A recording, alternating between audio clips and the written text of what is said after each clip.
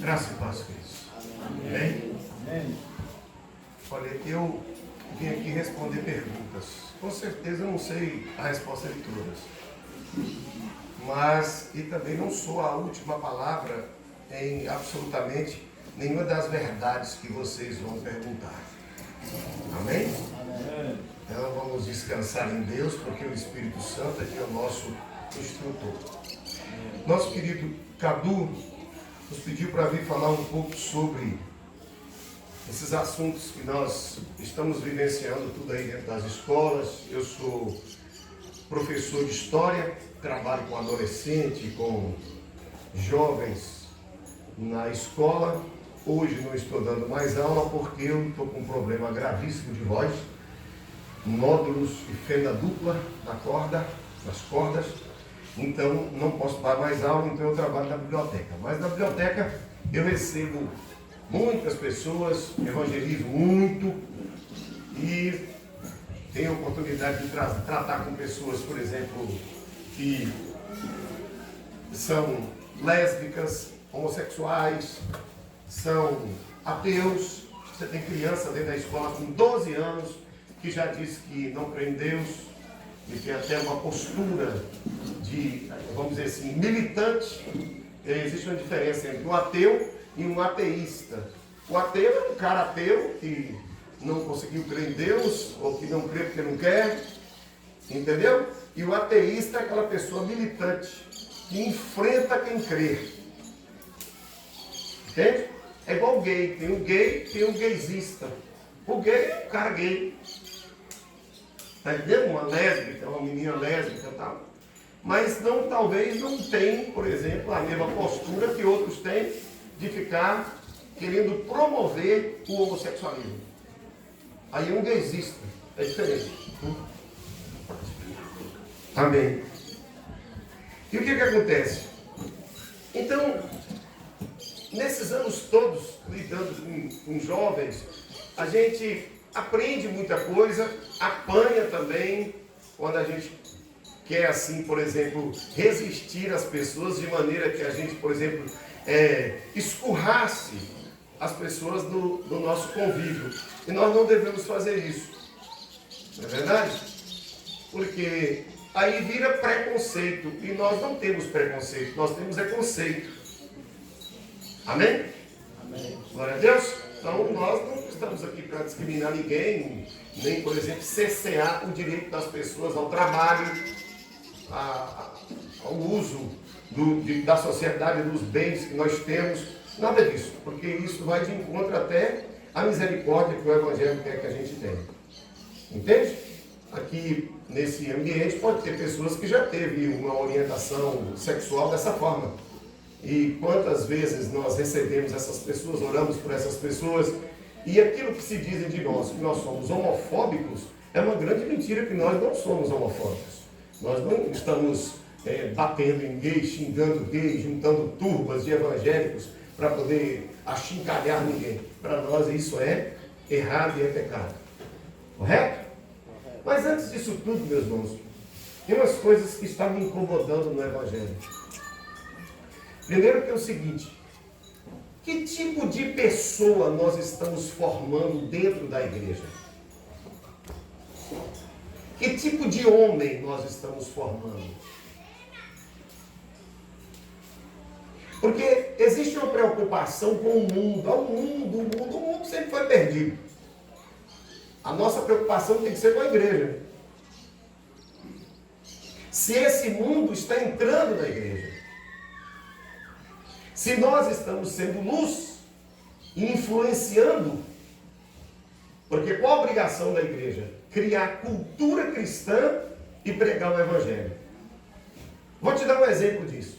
Antes do Senhor Jesus Cristo vir a primeira vez, Deus criou cultura cristã. Ele criou um lastro de conhecimento sobre a vinda do Messias. Isso é uma coisa tão patente no Novo Testamento, que embora as pessoas não conhecessem o Cristo que viria como o Cristo sofredor, que viria como aquele que pagaria o preço da nossa salvação, não era essa a visão que os judeus tinham do Senhor Jesus Cristo. Mas até as prostitutas, os publicanos, os ladrões, salteadores, considerados os párias da sociedade, sabia que o Messias viria. Tanto é que a mulher de Sicar, que era uma mulher que tinha tido 4 maridos e vivia com um que não era marido dela, disse para Jesus: eu sei que virá o Cristo. O Cristo é o Messias. O ladrão da cruz disse: se tu és o Cristo, desta cruz, tira nós também. Quantas vezes os judeus perguntavam, e as pessoas perguntavam: tu és o Cristo? Tu és aquele que haverá de vir? Então Deus criou uma cultura, durante centenas e centenas de anos, para que o Senhor Jesus Cristo viesse e as pessoas estivessem esperando Ele. Um grande erro da igreja evangélica foi não enfrentar o evolucionismo do jeito que nós teríamos que enfrentar. Com biólogos, químicos, físicos, cristãos, que pudessem desmontar a farsa do evolucionismo. Por isso, o que aconteceu? Nós perdemos a cultura cristã no Ocidente. Essa cultura, ela está cada vez mais acabando na Europa, por exemplo. Onde, na Inglaterra, por exemplo, é uma nação cristã, era cristã, hoje é considerada como pós-cristã. Existem mais de 200 milhões de ateus na Europa. E nós temos que estar fazendo o caminho inverso. Eles nos evangelizaram, agora nós é que temos que evangelizá-los. Só que o trabalho ficou muito pior. Por quê? 30, 40, 50 anos aqui atrás, as pessoas sabiam que Deus existia, sabiam que Deus criou tudo e sabiam o significado da palavra pecado. Não é verdade? Hoje você tem que convencer a pessoa que Deus existe, convencer que Ele é criador de tudo e convencer que Ele tem o direito, como santo que é, impor um padrão ético, uma lei, e julgar quem não se enquadrar nessa lei. Então o nosso trabalho ficou muito pior. Embora em níveis políticos, os nossos políticos tentam lutar contra a lei do aborto, o casamento gay, a facilitação do divórcio. Não é assim? Tentam fazer isso. E você pode trabalhar nisso aí. Mas o fato de ter perdido a cultura, isso complica muito, porque a sociedade não quer. Entende? Então isso para nós é muito complicado. Feche os seus olhos, vamos orar. Nosso Pai, nós não temos nada de nós mesmos para oferecer ao teu povo. Senhor, a graça que o Senhor tem nos dado, ó Deus, de conhecer um pouco da tua palavra, das tuas verdades. Ó Deus, muito obrigado por tudo quanto o Senhor tem feito por nós. Porque o Senhor já nos libertou do império das trevas, mas especialmente, Senhor, da ignorância espiritual. Ó Deus, que temos o reino dos céus fechado aos nossos olhos. Que o Senhor tenha misericórdia de nós nessa tarde. O Senhor abençoe esses jovens. Que o Senhor injete neles, ó Deus, poder, graça, unção, personalidade cristã, para que eles possam enfrentar este mundo. Em nome de Jesus. Amém. Amém. Repara que o Senhor Jesus Cristo, meus irmãos, ele no capítulo 10, lá no início do capítulo 10, ele escolhe os seus discípulos, e depois de escolher os seus discípulos, ele dá instruções para os seus discípulos, e depois ele fala das admoestações que os discípulos teriam, e depois das dificuldades que os discípulos teriam, e depois ele fala dos estímulos para os discípulos. E aí depois ele fala sobre todas as regras, normas, exigências para que você se tornasse um discípulo.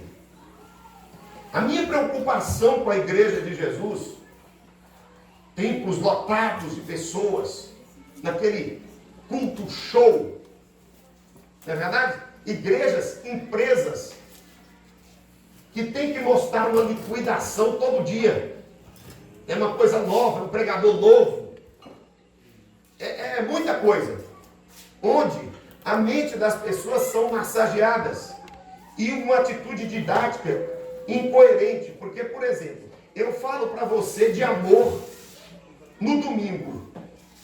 Aí você está digerindo a mensagem sobre amor. De repente, na quarta-feira, vem outro pregador, eu mesmo, falo de poder de Deus. Mas você aprendeu a amar.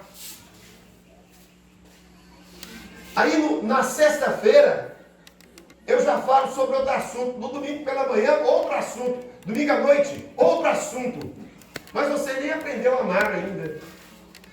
Por quê? Porque a sociedade está exigindo essa coisa, ó. O que é que Paulo disse? Lá para Tito. Ele disse, olha Tito, nos últimos tempos, as pessoas vão estar com comichão no ouvido. Não é verdade? E esse comichão no ouvido vai fazer com que eles se amontoem de mestres. Ouvindo e não praticando. Nós temos tantos especialistas, meus irmãos, dentro do Evangelho hoje. É especialista em fé e finanças. Especialista em casamento. Eu tenho uma antipatia tão grande de reunião de casal, meus irmãos.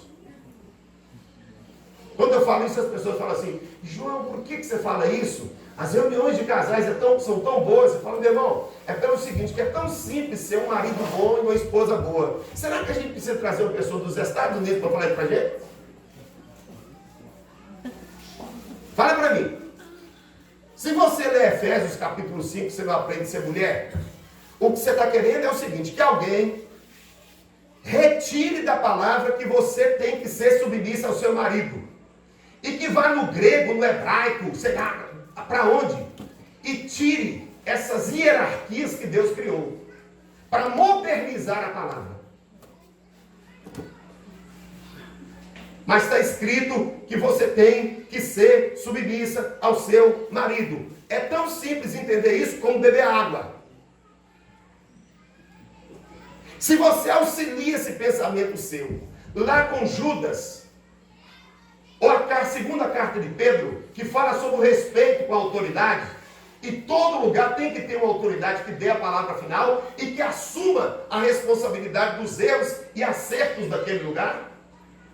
Então você vai entender que Deus trabalha com autoridade.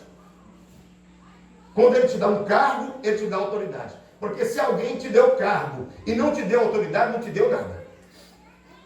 É simples demais entender isso. E é muito simples também entender, você marido, que você tem que amar a sua esposa como Cristo amou a igreja. É muito simples, meu irmão. Entendeu?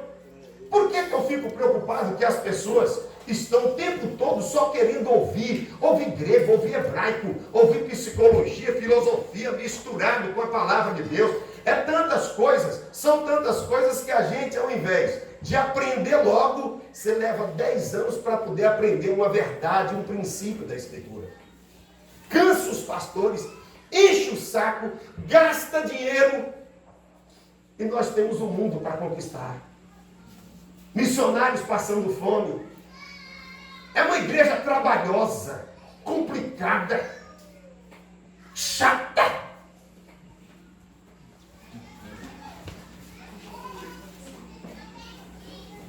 Quando o povo fala que eu sou mal criado, eu não sou mal criado não, eu prego o evangelho. Desse negócio não.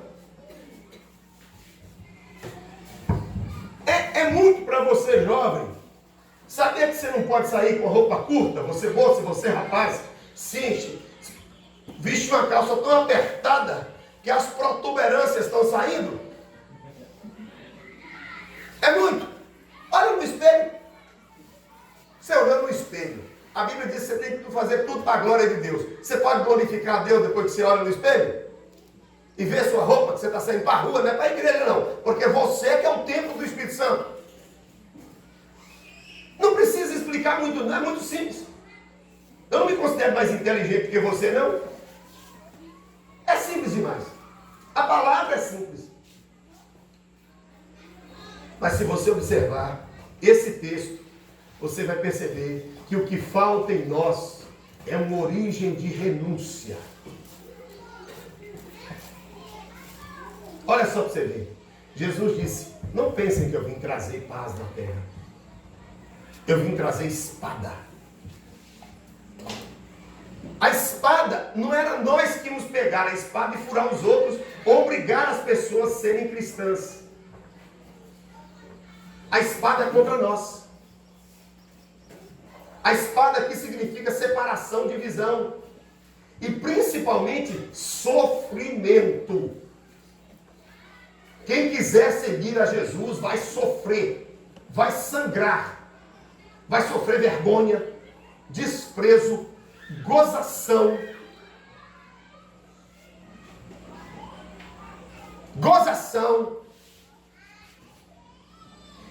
Alguns vão sofrer morte, serão desprezados pelos próprios familiares. Quando eu me converti, eu vivia com os meus primos, contando piada indecente, fazendo coisas horrorosas. Dentro de casa, acho que se mãe visse o que a gente aprontava quando ele estava em casa, eu falava, não deixa esses meninos com esses primos, não. Era aprendendo porcaria mesmo. No dia que eu me converti, você virou gay. As pessoas se afastaram de mim. A zombaria era muito grande. A separação foi imediata, porque eu não podia mais andar com aquelas pessoas. Não me respeitavam. O contato diminuiu 98% com as pessoas da minha família. Então Cristo não veio com essa onda que nós temos hoje, do ecumenismo, né? Nós precisamos unir todas as religiões, porque as religiões produzem guerra. Mentira, a religião não produz guerra é ambição. É gente usando a religião para se valer. Entendeu isso? Seja o cristianismo, o islamismo, qualquer religião. Agora eu digo para você uma coisa. Olha o que ele diz, que as próprias pessoas da nossa casa seriam os nossos inimigos. Você pode ser desprezado por... Um missionário ficou num país muçulmano 12 anos, converteu uma alma.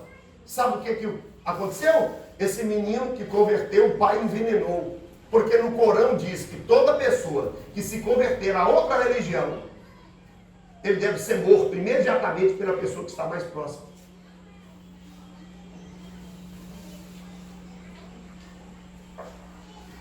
Sofrer. Esse é o novo homem que Cristo está criando. E nós precisamos hoje, meus irmãos, de um novo crente. Um crente diferente. Que crucifique o seu ego para servir a Jesus. Você vê que as pessoas hoje, lá em Montes Claros, tem um crente cigano. Os crentes ciganos, os gibeonitas. Os caras, pastor, eles só ficam pulando de igreja em igreja. Se um pastor disciplina eles lá, eles, opa! Se não cantou no coral, opa! No conjunto de louvor, opa! Teve um, feio pra caramba, chegou na igreja do meu cunhado e queria namorar com uma moça bonita. A moça não queria namorar com ele, essa igreja faz acepção de pessoas. Teve isso? Teve isso? Bonitão. O pastor tinha que fazer a menina namorar com ele. Lindo demais, né? Então, você observa o seguinte, são coisas, meus irmãos, que acontecem que você fica com mais luta dentro da igreja do que lá fora, porque Satanás está usando uma estratégia muito importante. Ele está enchendo a igreja de pessoas cristianizadas, mas são pessoas que não querem sofrer por Jesus. Não pense que o joio, ele fica sentado no banco só não. O joio vira cantor, joio vira pastor, joio vira teólogo, joio vira escritor. Não é verdade? Joio vai para a internet dizer que é alguma coisa e dizer um monte de besteiras, pegando as polêmicas da Bíblia. Ah, não! Os anjos, eles tiveram relação com as mulheres e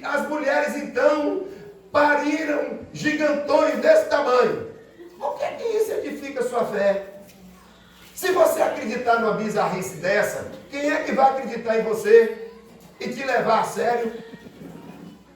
Fala para mim, quem vai levar você a sério se você acreditar que tem uma raça híbrida na Terra? As pessoas já têm a gente como tolos, bobos, gente que fez uma lavagem cerebral em nós. Aí você crê num negócio desse, acabou. Agora está na Terra plana. A Terra plana, não sei o que, papapá, e os caras querem Terra plana. Por favor, se você for da Convenção Batista Nacional e crê em Terra plana, não fale isso mais não, porque isso me envergonha, eu sou presidente dessa convenção.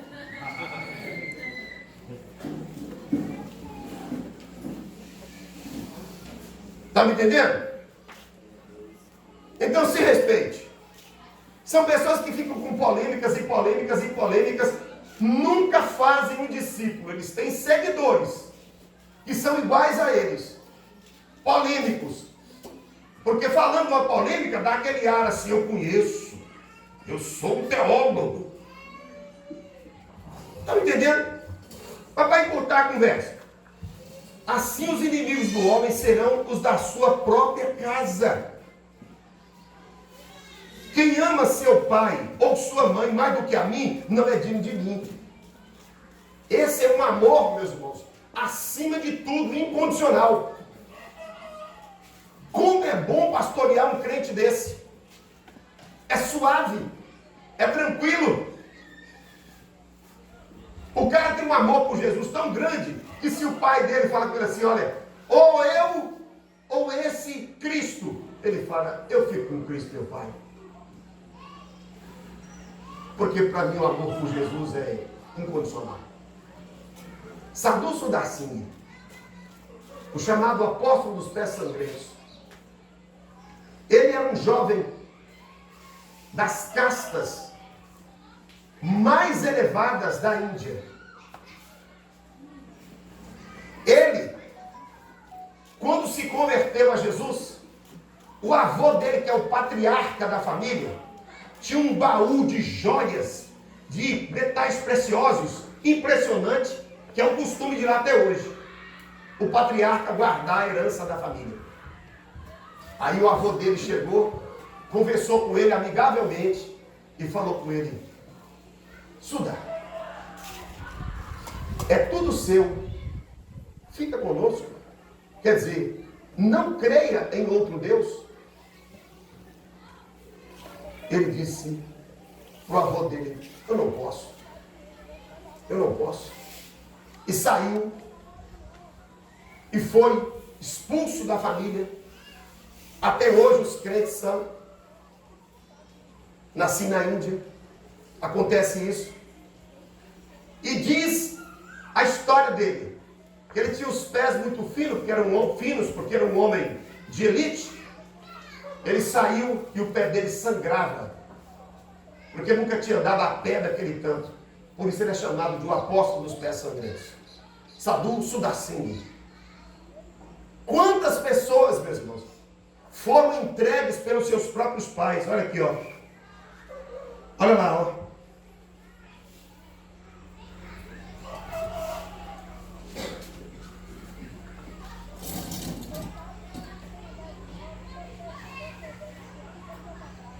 Eis que vos envio como ovelhas para o meio de lobos. Sede, portanto, prudentes como as serpentes e simples como as pombas. E acautelai-vos dos homens, porque vos entregarão aos tribunais e vos açoitarão nas suas sinagogas. Por minha causa sereis levados à presença de governadores e de reis, para lhes servir de testemunho a eles e aos gentios. Quando vos entregarem, não cuideis em como ou o que haveis de falar, porque naquela hora vos será concedido o que haveis de dizer. Visto que não sois vós o que falais, mas o Espírito de vosso Pai é quem vos fala em vós. Um irmão entregará à morte outro irmão, e o pai ao filho. Filhos haverá que se levantarão contra os seus progenitores e os matarão. Evo Morales, no socialismo boliviano, em 2018 fez uma lei proibindo a evangelização. Igreja Católica e crentes se levantaram contra ele e ele modificou a lei.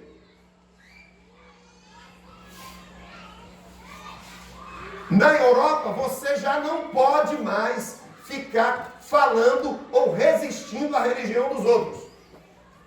Temos notícia que nos Estados Unidos um menino distribuindo folheto dentro de um supermercado. Olha, os Estados Unidos é o país que tem a maior igreja do mundo. Distribuindo folheto, foi processado por isso. Outro moço que fazia bolos, um homossexual chegou para ele e falou: faz um bolo para o meu casamento. Ia casar com outro homem. Ele rejeitou. As duas primeiras instâncias de justiça deu ganho de causa para o homossexual. A Suprema Corte é que deu ganho de causa para ele. Olha onde nós estamos chegando. No Canadá temos notícia de que uma pessoa que não aceite o casamento gay, o casamento lésbico, já são discriminados em concursos públicos. Os nossos papéis que estão vindo, por exemplo, do governo do estado, pelo menos no governo passado, já vinha filiação 1, filiação 2. Mãe e pai não.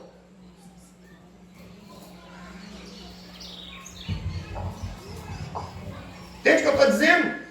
Se você não for esse crente que Jesus Cristo está falando aqui, você vai dançar sem música, mano.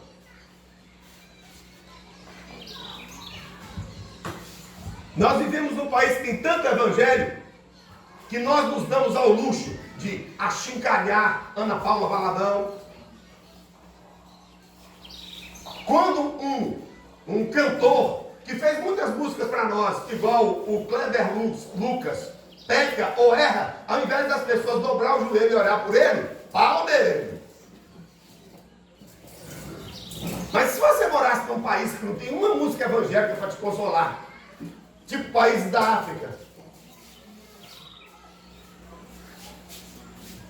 ou países da Europa mesmo, que o cristianismo foi embora, as igrejas morreram,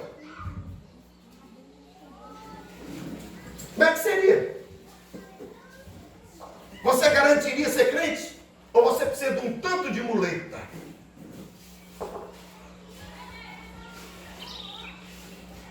Entende o que eu estou dizendo, meu querido? Amém? Vocês estão num silêncio tão absurdo que me dá medo. Glória a Deus? Última coisa que eu queria dizer. Quem acha a sua vida, perdê-la-á. Quem todavia perde a vida por minha causa, achá-la-á. Perder a vida por Jesus. E nós podemos ter um exemplo disso muito fácil. Aquele homem rico que Jesus contou, não é?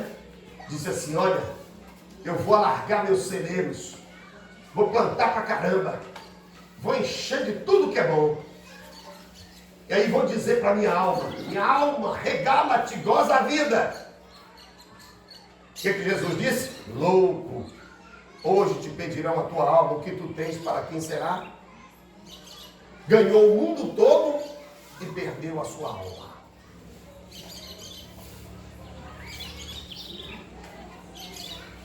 Quando você, meu querido, morrer, como é que chama seu pai, Lorinha? Quanto? Vando. Lá no céu, querido, ele não será seu pai. Não existe isso no céu. Sua mamãe, como é que chama? Sueli. Acredita até que nós vamos reconhecê-los. Deus não desmemoriza ninguém. Não precisa disso. Mas não será a sua mãe. Porque você foi criado de uma maneira tão especial e distinta que não tem ninguém no universo igual a você. Amém? Amém. Glória a Deus. Eu já fui petista roxo mesmo. Petista mesmo. Mais petista do que muitos petistas de carteirinha. Por que eu era petista? Porque eu sempre fui envolvido com esse negócio assim, gente, que desaforo esses patrões massacrando a gente. Eu sofri muito namoro de patrão. Se eu não fosse crente, eu ia montar uma turba de guerrilha só para matar patrão. Porque patrão já pisou em mim demais. Quando a gente era garoto, não existia assim, por exemplo, essa ética de empreendedores, existia patrão. Você ia trabalhar num lugar, quanto mais o lugar fosse inóspito, melhor, porque trabalho era sacrifício. Então era judiado. Quando eu conheci na faculdade os meninos do PT, que andavam comigo para tudo que é lado, tinha uma propaganda muito bonita assim. Marta Suplicy, loira, sentada numa mesa, do lado de uma mesa. Do outro lado, Benedita da Silva, negra e evangélica, da Assembleia de Deus. Tudo do PT. E Marta Suplicy, ateia. Aí eles colocavam, falavam a origem e o estilo de cada uma e dizia assim, isso é PT. Me encantava. É desse partido que eu preciso. Que maravilha! Tafuiei dentro do sindicato. E eu, quando eu quero, convenço uma galinha que ela é um pterodáctilo.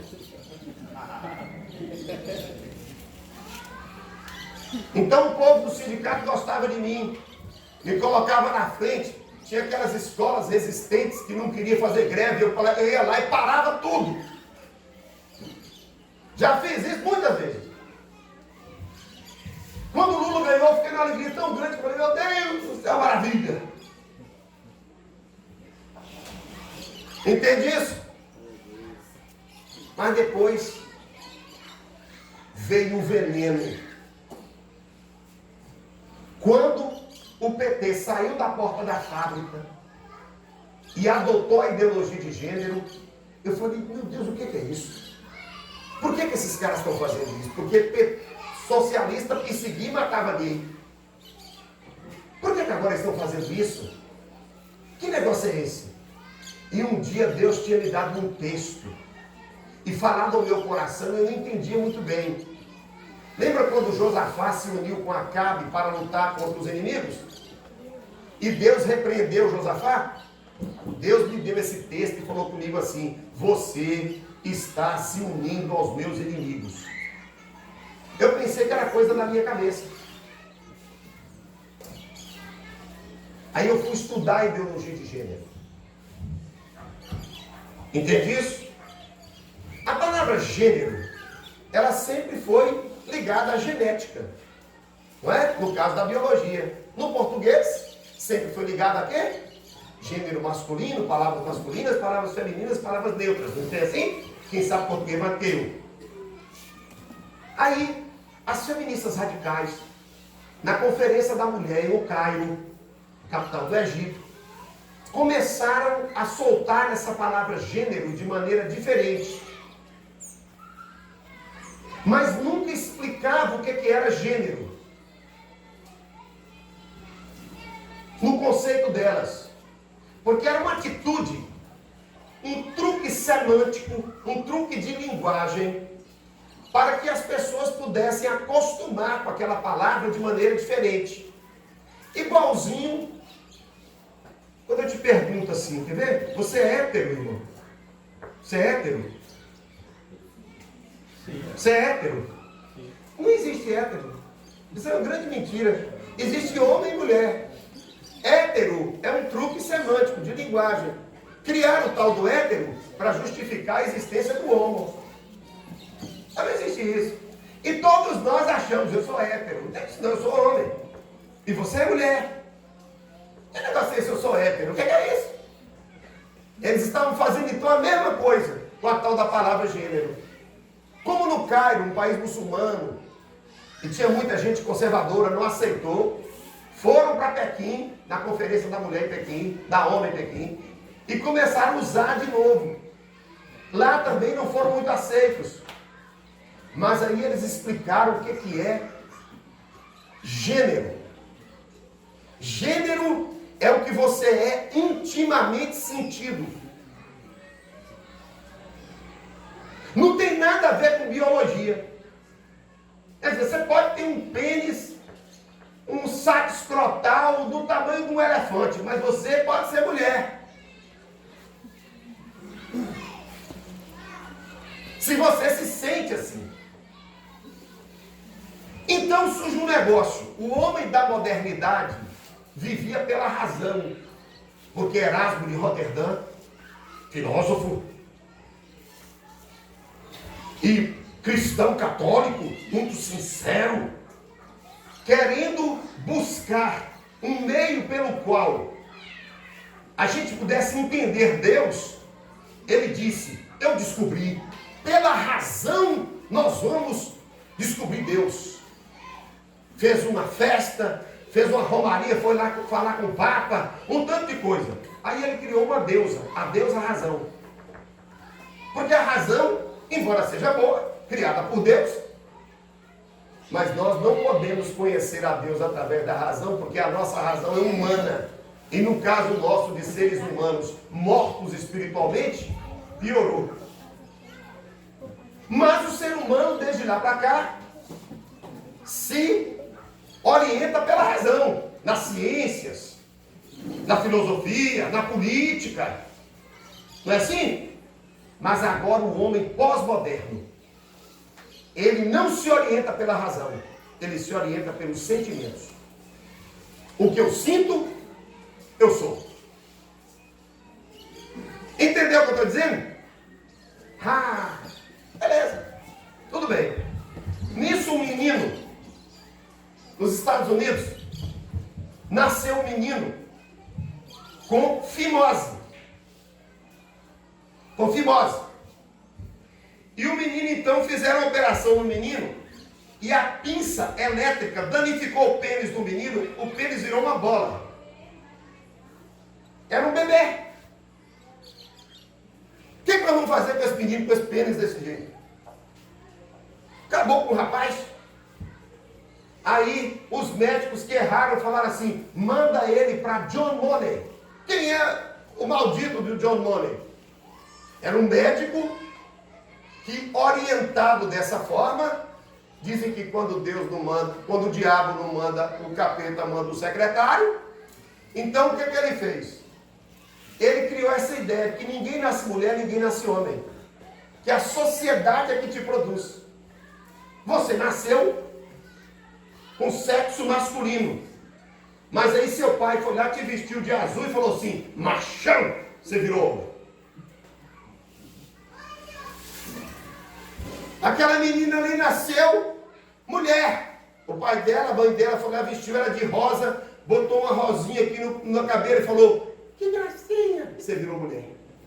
Mas que isso não tem nada a ver com biologia. É a sociedade que te escraviza. A sociedade é que te obriga a ser mulher e homem. E cria toda uma cultura escravizante sobre você. John Money era um médico que acreditava nisso. Ele é o criador da ideologia de gênero. Aí, o que aconteceu? Ele pegou, a mulher chegou lá para ele e contou o caso. Ele falou: senhora, olha, ninguém nasce mulher, ninguém nasce homem. Nós vamos fazer dele aqui uma vulva, que na verdade é um buraco, né? Vamos dar hormônio feminino para ele. Você nunca vai falar com ele que ele foi homem.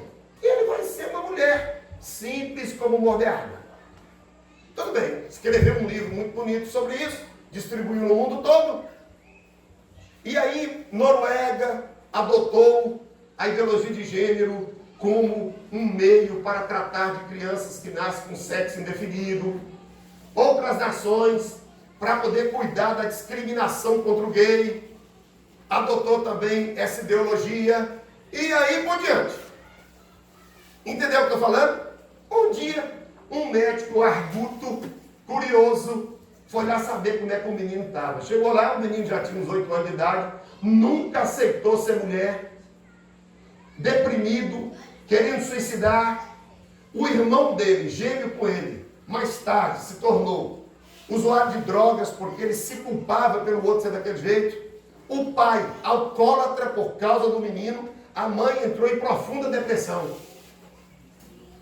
Com 16 anos, o pai dele resolveu contar o caso para ele. Quando contou, ele ficou mais revoltado ainda. Chegou a se casar com uma mulher que, por misericórdia, casou com ele, mas com 38 anos ele deu um tiro na cabeça. A mãe morreu de depressão, o irmão morreu de overdose e o pai alcoólatra para sempre. Acabou com a família. Aí eu pensei, por que o PT está usando isso? E agora eu sou muito mais crente do que petista.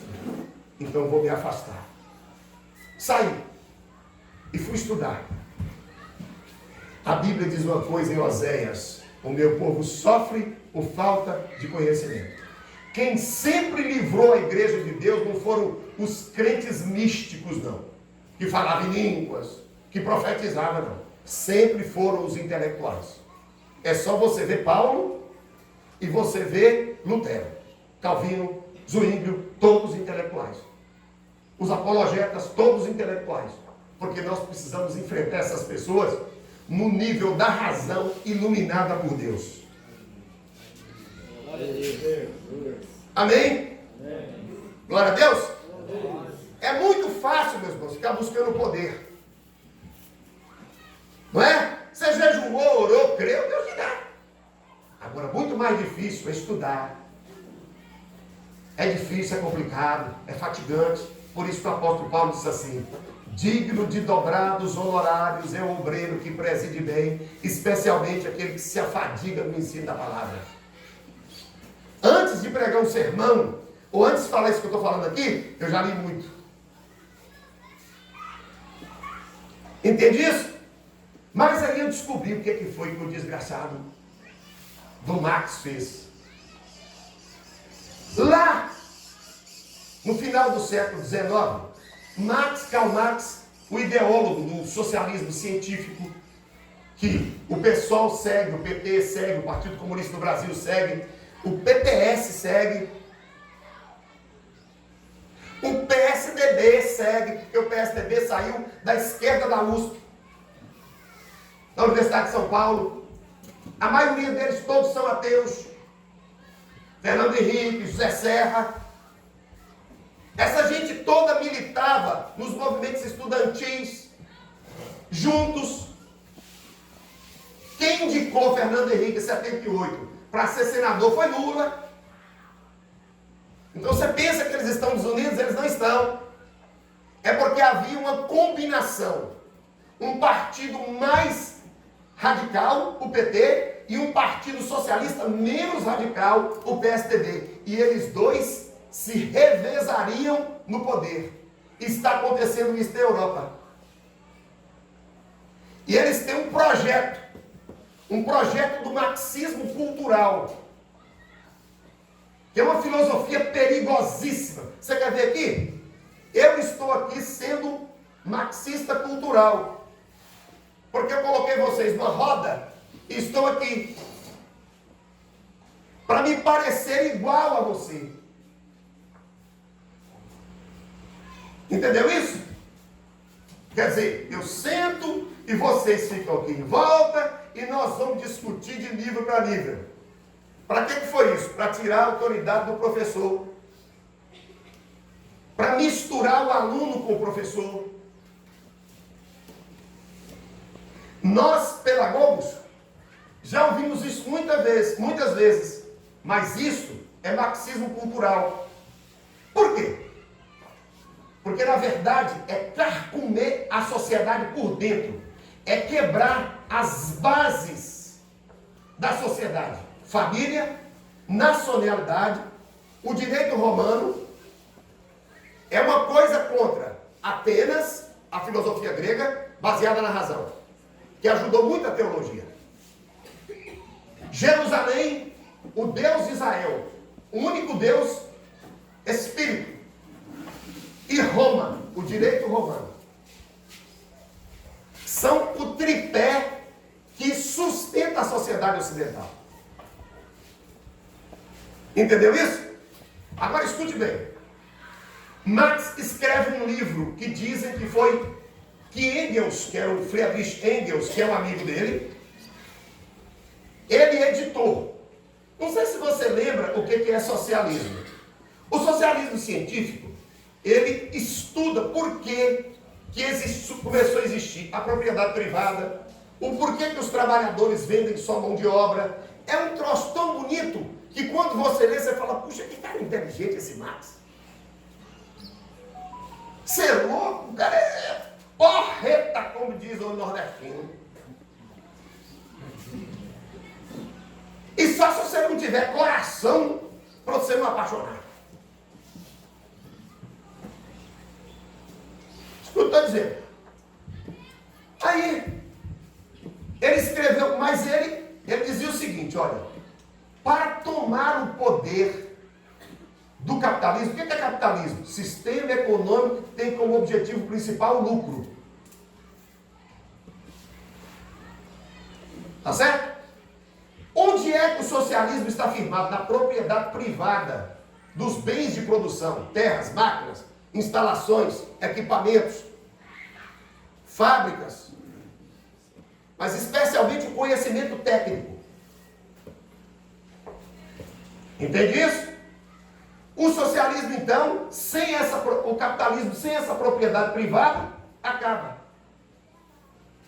E Marx tem uma bronca contra essa propriedade privada, porque ele diz que o que divide a sociedade é os proprietários e os não proprietários.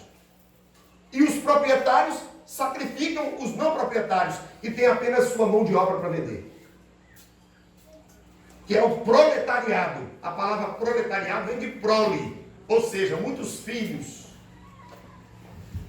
Escute bem, tenha paciência comigo. Eu sei que o assunto é chato. Mas escute bem.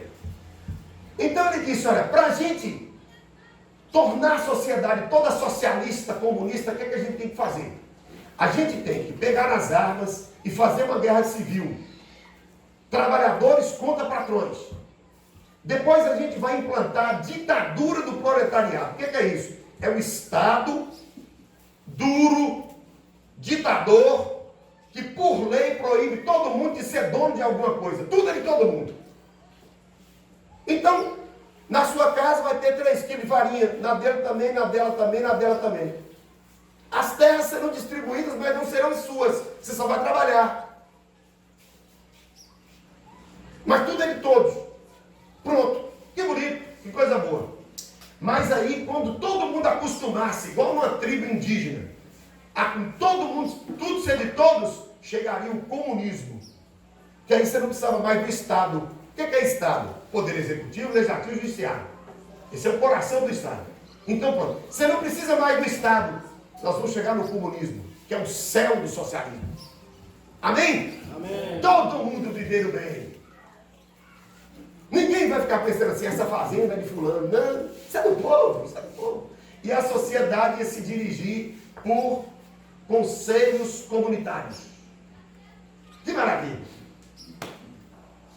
Mas aí Marx, que nunca viu uma revolução socialista, ele pensou o seguinte, olha, isso não vai dar certo não. Porque o ser humano, ele não vai dar certo. Nós temos que acabar com aquelas instituições que defendem propriedade privada. E o que defende propriedade privada é família patriarcal monogâmica. Pai, mulher e filhos. E com o homem como chefe de família. Nós temos que destruir isso. Aí ele escreveu um livro chamado A Origem da Família, da Propriedade Privada e do Estado. Nesse livro ele diz o seguinte, que em tempos imemoriais, as mulheres vão gostar. Em tempos imemoriais, quando o ser humano vivia nas tribos, ninguém sabia quem era seu pai, só quem era sua mãe, porque mulher fazia sexo com todo mundo, era beleza? Quem não quer, né? 50 homens para lhe dar prazer. Entendeu isso?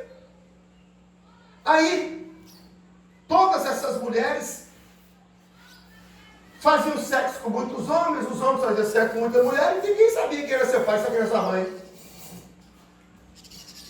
Portanto, tudo era de todos. Por quê? Que tudo era de todos? Porque ninguém tinha uma família específica. Era um bagunção assim, mas um bagunção legal. Matava um porco lá no mato e distribuía com todo mundo. Entendeu? Colhia umas abóboras, opa, todo mundo comeu. Que maravilha, que beleza. Pronto. Mas aí um dia os homens, por serem fortes, ó, bração dessa cruzura, foi lá e cativou uma mulher para ele. Falou, não, você é minha, só minha, ninguém está, que eu vi primeiro. Está me entendendo? E o que tentar fazer alguma coisa contigo aqui, eu mato. Aí ele disse que aí surgiu a família patriarcal monogâmica, que a primeira propriedade privada que existiu foi a privatização da mulher. Olha que trem estranho. Aí, ele sabia que os filhos daquela mulher eram dele. Entendeu? Então, qual é o próximo passo? Criar propriedade privada, acertar um pedaço de terra. E falar, aqui é dos meus filhos, ó, ninguém toca. Qual foi o terceiro passo? Criar um Estado capitalista, tal como nós conhecemos hoje. Que é o quê? Escute bem. Todos os proprietários, ele, todo homem que tinha sua mulher, se reuniu e falou assim, olha, para que fique garantido que esse pedaço de terra vai ficar para os meus filhos, então nós vamos criar uma lei garantindo a propriedade privada. A Constituição brasileira tem lá, nós vamos respeitar a propriedade privada. A americana tem. A inglesa, que não tem Constituição, mas tem a Declaração de Direitos, tem também. Todo canto tem. Aí, as pessoas acostumaram com aquela coisa, é meu, é meu, é meu.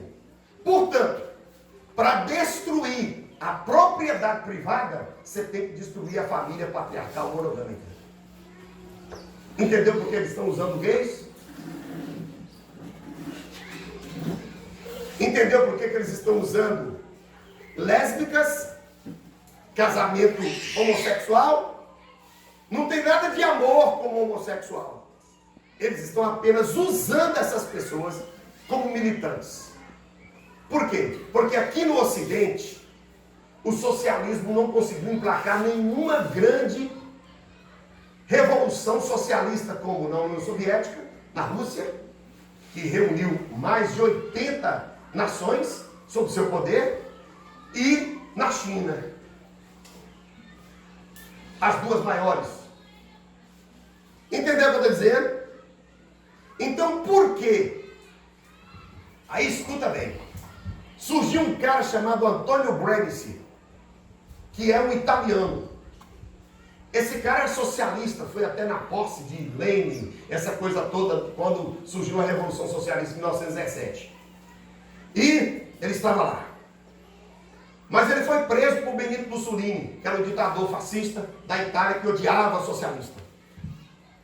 E ele, dentro da cadeia, ele desenvolveu a filosofia que nós chamamos de filosofia vencedora. Você, pedagogo, dentro da sua escola, com certeza você usa alguma coisa desse cara sem saber.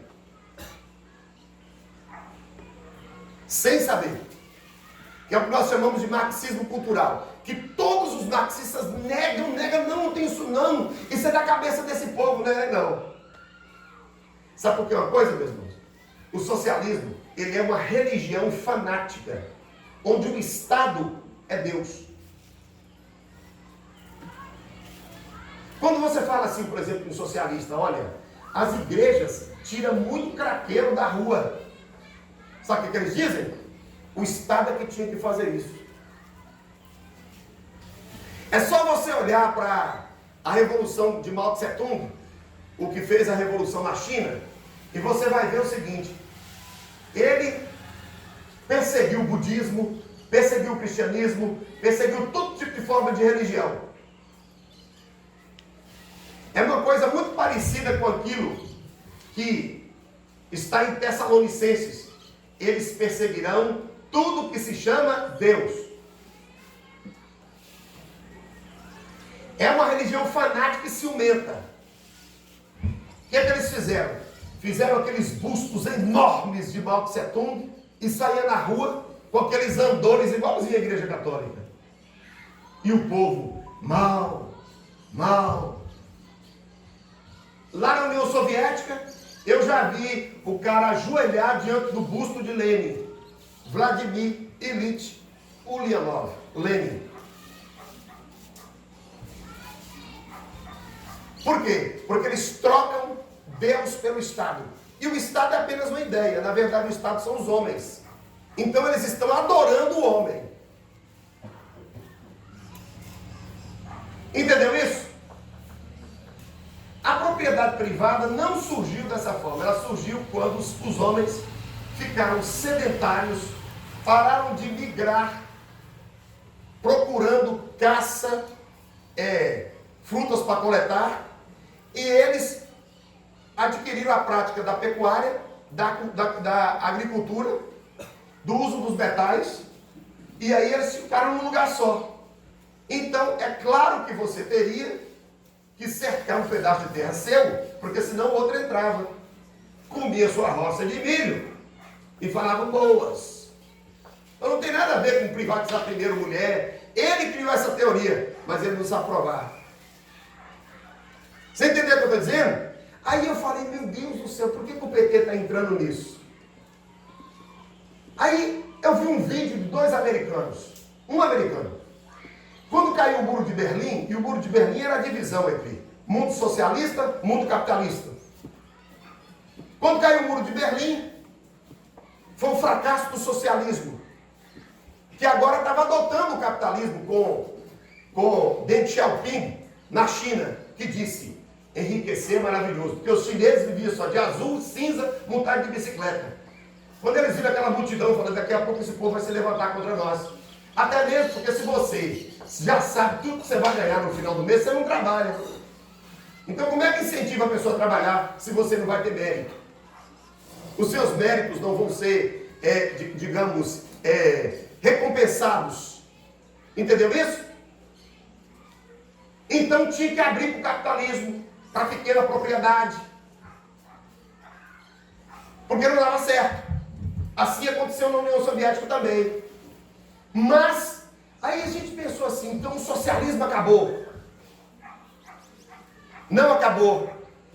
Eles estavam, com outra estratégia muito mais perigosa. Encheram as universidades americanas de socialistas. Um cara chamado John Dewey, ele tinha uma influência muito grande nos Estados Unidos, ele começou a levar petistas para ensinar lá, socialistas da Europa para ensinar lá. Foi assim que ele conseguiu criar Barack Obama, Bill Clinton, Hillary Clinton, que são pessoas socialistas escondidas dentro do Partido Democrata. Para quê? Para trazer uma nova mente, um novo homem, um homem que vive pelos seus sentidos, que inclusive rejeita a própria ciência.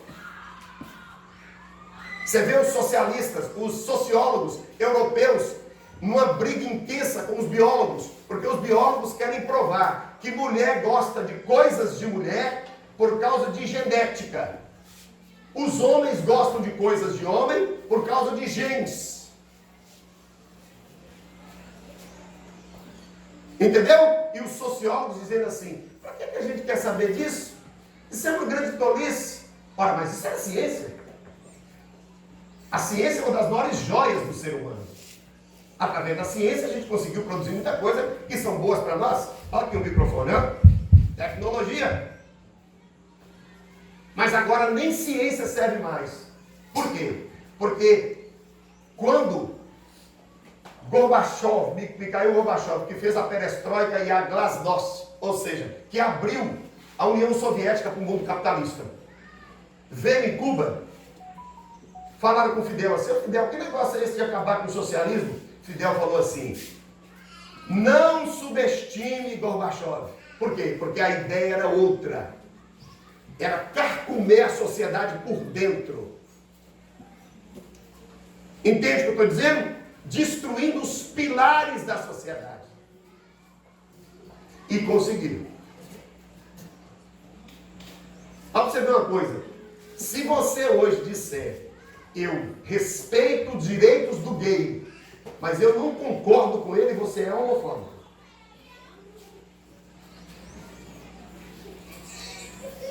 Olha a estratégia que eles usaram com a PL 129 aqui no Brasil, 122 aqui no Brasil. PL é projeto de lei.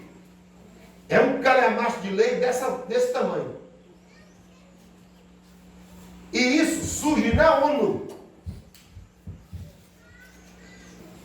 E o FMI obrigando os países a adotar uma agenda de gênero, senão não renova a dívida externa.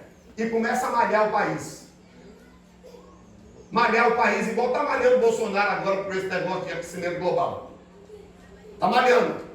Malha e fala pra caramba, porque não, nós vamos fazer repressões, nós vamos, não renovamos a dívida externa e por aí afora. Por quê? Porque a ONU, ela abraçou esse negócio de ideologia de gênero através das feministas radicais. O tempo acabou. Mas é um assunto longo, meu Deus. Entendeu o que eu estou dizendo? Olha para você ver, a PL 122, ela nunca definiu o que é homofobia. O Marcos Feliciano é tido como homofóbico, mas eu nunca vi aquele cara xingar gay. Eu nunca vi. Se vocês já viram, ele simplesmente defende a posição dele. Não é verdade? Aí, alguém questionou ele sobre isso, ele falou, não, eu queria que vocês definissem o que é homofobia. Qual é a estratégia? Encher as Supremas Cortes, como o STF, de pessoas socialistas, marxistas culturais. Tal como o nosso querido Dias Toffoli, a nossa querida Carmen Lúcia. Só bagaceira.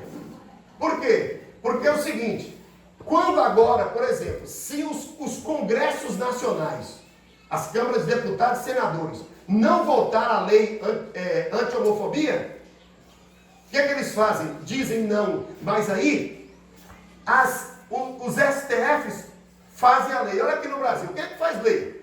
O Congresso. A ideologia de gênero não passou no Congresso, na época de Dilma. Não passou. O que eles fizeram? Cercaram e mesmo assim implantaram nas escolas. Lá na minha escola chegou um cartazão desse tamanho, dizendo assim, construindo a ideologia de gênero. Dando R$1 milhão dos seus impostos para que você escrevesse a favor. Isso foi no meio de 2018. Porque Haddad deixou os resquícios dele, a tropa de choque dele, dentro do Ministério da Educação. E agora o STF decretou moratória legislativa para, no início do ano passado, para justificar eles criarem uma lei anti-homofobia. A única pessoa que disse assim, dentro do STF, olha, se alguém tem um conceito religioso contra o homossexualismo, isso não é homofobia. Foi o Roberto Barroso. O resto tudo nem define o que é homofobia. E você não pense que dentro das nossas igrejas não tem gente pensando assim. Tem. Porque o discurso deles é um discurso muito envolvente. Esses dias uma menina evangélica sentou comigo e falou comigo assim. Eu falei, olha, não existe amor entre dois homens, não. Existe, João. Existe amor. A Bíblia diz que isso é paixão infame. Isso não é amor. Isso é paixão infame. Leia o capítulo 1 de Romanos, do verso 18 ao 32, que você vai ver por que explodiu tanto o homossexualismo. Por um motivo. O que é idolatria? Lá diz que Deus castigou o homem, porque mudou a verdade de Deus em mentira, adorando a criatura ao invés do Criador. Por isso Deus os entregou a paixões infames, homem com homem, mulher com mulher. É um castigo. Agora olha o evolucionismo. O evolucionismo é uma adoração à natureza. Por quê? Porque eles dizem, a natureza é que se criou. Então se ela se criou, ela é Deus. Todo evolucionista é panteísta. O que é panteísta? Pan é tudo, Deus é Deus. Para o panteísta, Deus é tudo e tudo é Deus, ainda que ele não tenha esse discurso. Se a natureza se criou, ela é Deus. E todo evolucionista é panpsiquista. Por quê? O panpsiquismo diz que tudo tem alma. Aquela pedra tem alma, a terra tem alma, a árvore tem alma, tem psique, tem mente. Você entendeu? Então essa adoração à natureza, o próprio Deus nos entrega essa disposição mental reprovável. E você tem que se cuidar disso. O mundo está muito mais difícil para crente, a não ser que você seja aquele indivíduo alienado, que não sabe discutir isso e que não lê sobre isso. E, infelizmente, nós estamos mais atrasados do que os católicos romanos nisso. Nós somos brigões. Marcos Feliciano, Magno Malta, Silas Malafaia, os caras vão para o pau. Mas na hora de explicar a origem do fenômeno, não explica. Quem é que está dando show nisso? Os católicos. Você quer ver? Anota o nome de um cara aí. Anota. Eu já sei, viu?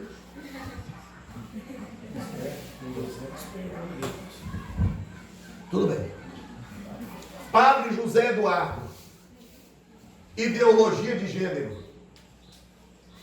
Coloca aí. Padre Paulo Ricardo. Marxismo cultural. Ele é catoliquinho, chatinho. Gosta de falar de nós, mas é bom. Sabe o que ele está falando. Filósofo, pensador. E um cara sociólogo chamado Harold Eia. Um comediante norueguês. Se você assistiu o vídeo dele, mãe, e você, pai, você chora. Mas ao mesmo tempo se alegra. Porque enquanto ideologia de gênero aqui está pegando, na Europa, já tem país que está desistindo. Como a Noruega, por exemplo. Aleluia. Amém? O que é que tem de bom nisso? Os evolucionistas diziam que evolucionismo é ciência, mas nunca conseguiram provar nem a origem da vida, nunca conseguiram provar nada sobre evolucionismo. Todas as espécies fossilizadas que encontram são cromossomáticas, ou seja, tem um código de cromossomo. Portanto, não evoluíram de uma para outra. Não tem os elos. Por exemplo, você nunca achou um fóssil com meio braço ou meio olho. Evoluindo. Um dos maiores evolucionistas do mundo escreveu um calhamaço dessa grossura, Stephen Jay Gould, sobre isso e nunca conseguiu explicar. Entendeu? Outra coisa. Um evolucionista, se o nome dele, um geneticista, que é um dos maiores geneticistas do mundo, mas é sincero e ateu, ele disse o seguinte: olha, eu estou convicto da evolução da genética, mas nós temos que admitir que não há nenhuma prova, e isso é fábula para adulto. Mas eles diziam que ciência é fato e fé é sentimento. Só que agora eles rejeitaram a ciência e estão dizendo que nós devemos viver pelos sentimentos. Olha como é que nós vamos pegar eles, ó. A capoeira que nós vamos dar neles. Mas vocês não diziam que a ciência é tudo? Vocês não diziam que a razão humana é uma deusa? E que através dela nós podemos aferir a verdade? Cadê vocês? Como é que vocês dizem agora que não tem nenhuma verdade objetiva fora de mim? Objeto é aquilo que está fora de mim. Subjeto é aquilo que está dentro de mim. Como é que vocês dizem que não tem nenhuma verdade objetiva com a qual nós possamos dirigir a sociedade? E cada um tem a sua verdade particular. Quer dizer, o ápice do individualismo. Como é que é isso? Então eles estão sendo pegos nas suas próprias astúcias, como diz a Bíblia. Que Deus pega o astuto nas suas próprias astúcias. Mas você sabe explicar isso? Você está interessado em discutir? Você está interessado em conduzir uma pessoa que está entrando por esse caminho, ou um crente que está perdendo a sua fé? Você sabe explicar isso e dizer isso para ele? Ao invés de ficar batendo aquele papo ridículo. E tem uma coisa que eu odeio no zap. Sabe o que é? O cara não tem caráter para dizer uma coisa ali à sua frente, fica dizendo no zap. Isso tem revelado o caráter de muitos crentes. Se seu pastor entrar no seu zap, ele aprova o seu zap? As conversas, as libidinagens, as leviandades.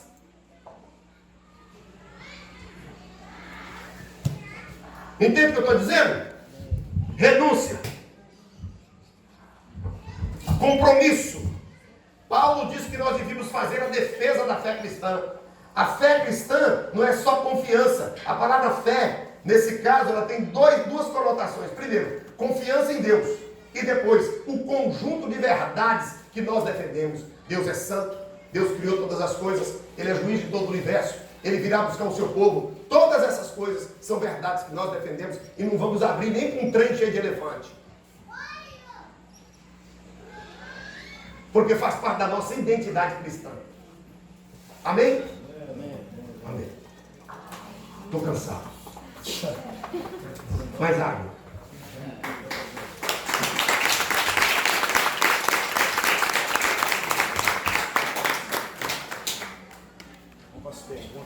Faz perguntas. Cadê as perguntas? Minha filha disse que quando crescer vai montar um programa de televisão. Stephanie responde. Aí o sujeito vai perguntar para ela assim, ó, vai falar para ela, olha Stephanie, estão me xingando de feio. O que você acha? Aí eu vou falar para ele assim, não, irmão, é porque você é feio.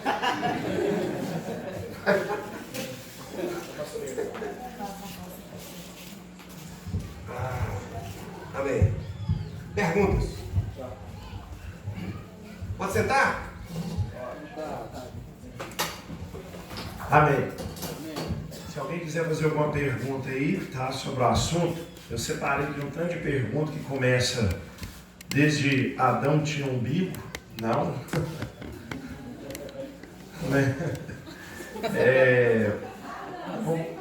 Nós vamos pegar aqui sobre o assunto primeiro. Como explicar que homossexualidade é pecado sem parecer ser homofóbico? O senhor até falou, né? Já é difícil até definir o que é homofobia, mas... O fato é que nós sabemos muito bem o que é homofobia. Nós crentes. Nós sabemos que homofobia é você xingar. A palavra viado, nós nem falamos. Porque para nós é palavrão. Nós não falamos essa palavra. Eu não falo. Não falo de jeito nenhum. Então, por exemplo, qual grupo de religiosos, seja um cristão católico conservador, que existe, ou você, que é crente, já aceitou, por exemplo, humilhar o homossexual até que ele perca a vontade de viver? Eu nunca vi crente fazer isso. Mas como eu disse para vocês, eles não definem o que é homofobia, mas nós sabemos muito bem. O que é homofobia? Homofobia, se você tem uma empresa e um homossexual vai se candidatar a um emprego, se você não der um emprego para ele, é homofobia. Vou te provar por isso. O que é que Jesus disse? Jesus disse o seguinte, repare, os judeus diziam, ame o seu amigo, odeie seu inimigo. O que é que Jesus disse no Sermão da Montanha? Que glória há nisso, ou seja, que perfeição há nisso. Glória há em amar o inimigo, cumprimentá-lo, orar por ele, porque vosso Pai Celeste manda seu sol e suas chuvas sobre justos e injustos. Sede perfeitos, como é perfeito vosso Pai Celestial. Deus precisa do homossexual vivo. Ele tem o direito de se alimentar. Você colocá-lo dentro da sua casa para ensinar seus filhos já é outra coisa. Porque dentro da sua casa é um lugar privativo seu. Mas você tem uma empresa, empregue o homossexual. Porque Deus precisa dele vivo. O que a Bíblia diz? Deus não tem prazer na morte do pecador, mas espera até que ele se arrependa. Ele precisa comer, beber, tudo isso. Porque Jesus não verteu nenhuma gota de sangue a mais para salvar O homossexual não. Você fala, pastor, eu posso ser amigo de um homossexual? Então eu estou errado, porque eu tenho um tanto de amigo homossexual que liga para mim, são meus colegas de faculdade, conversam comigo, andam comigo, mas são diferentes, me respeitam, me pedem oração. Lá dentro da escola normal tem vários que são homossexuais, com os quais bato papo, abraço. Quantos homossexuais já choraram no nosso ombro? Porque essa conversa dos gaysistas, de que nós estamos, por exemplo, que o gay é triste porque a sociedade não aceita, não é não, mentira. Conversa fiada. Ele tem uma coisa, o homossexual, ele tem um problema grave, meus irmãos. Qual é? Ele já quebrou barreiras de macho com macho, fêmea com fêmea. Essas coisas começam às vezes num beijo, uma menina dá, novinha, beija a outra e perde aquela barreira, não, mulher não. Não é assim que começa o homossexualismo? E por que essas pessoas têm problemas, depressões, alguns até suicidam? É porque existe uma dualidade dentro dele, uma divisão, um divórcio entre a mente e o corpo. Entendeu isso? Sim. Então, você pode muito bem dizer o que você pensa, falar, olha, eu não concordo, mas te respeito e te amo. Simples assim. Pastor João, seguindo aqui só na linha, tem muitas perguntas que foram feitas, né, antes da palestra, com os assuntos. Eu vou dar preferência com os assuntos que estão ligados ao que foi falado. No caso aqui, primeiro, alguém que comete suicídio tem salvação? Por quê? Um assunto polêmico, mas eu vou apresentar um caso. Por exemplo, Sansão. Ele suicidou. Mas qual foi a motivação? Ele já estava preso, potencialmente condenado à morte, e ele apenas escolheu o seu tipo de morte. Não é verdade? Potencialmente ele estava morto, porque ele não sairia dali vivo. O que ele faz? Ele escolhe o tipo de morte, e tanto é que Deus aprova o seu tipo de morte, que investe ele de poder de novo. Entendeu isso? Eu gosto de falar, pastor João, que Sansão morreu em combate. Porque ele ainda pediu força para vencer o inimigo mais uma vez. Ele não suicidou classicamente. Assim, não é um suicídio clássico. Está entendendo? Mas ele escolheu morrer. Outra coisa. Vamos dizer. Você está em cima de um prédio. O prédio está pegando fogo. Não tem jeito de você passar pelas chamas. Você pula lá de cima. Você suicidou? Não. Você escolheu um tipo de morte menos dolorida. Eu pularia. Entendeu isso? Amém? O que é suicídio? Suicídio é uma coisa muito difícil de você julgar se aquela pessoa foi pecado ou não. Porque uma pessoa pode ter uma loucura que Deus vai reconhecer essa loucura e essa incapacidade devido a uma pressão muito forte, devido a uma situação muito caótica. Está entendendo? Que a pessoa surta. Então, nesse caso, eu acho que só Deus vai saber. Agora, a pessoa suicidou. Ah, Joaquim não me quis. Maria não me quis. É suicídio. É pecado. Pastor João, entendeu isso? Amém? Ainda falando sobre vida, né? Devemos apoiar o aborto em qualquer situação? Acredito eu que o espírito da pergunta seja: será que existe alguma situação em que o crente deve concordar com o aborto, talvez? Escute uma coisa, repara bem, é muito complicado ser estuprada e engravidada. Eu não sou mulher, mas deve ser uma coisa muito horrorosa, não é? Um cara fétido, igual a menina que me contou que ela foi estuprada, entraram dentro da casa dela, o cara fedia pra caramba, e ele ficou a noite toda torturando essa moça e violentando a moça. Digamos que ela engravidasse. É uma coisa muito complicada. Mas no meu modo de ver, a vida está acima dessas coisas. Muito acima. Por quê? Porque aquela pessoa é um ser distinto.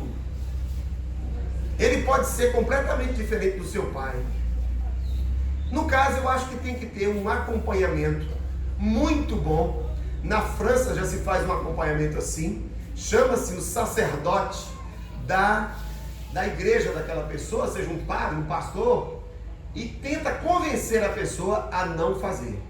No meu modo de ver, é errado você fazer isso, porque a vida está acima de tudo, de todo tipo de regra, não é? Norma e lei, a vida está acima.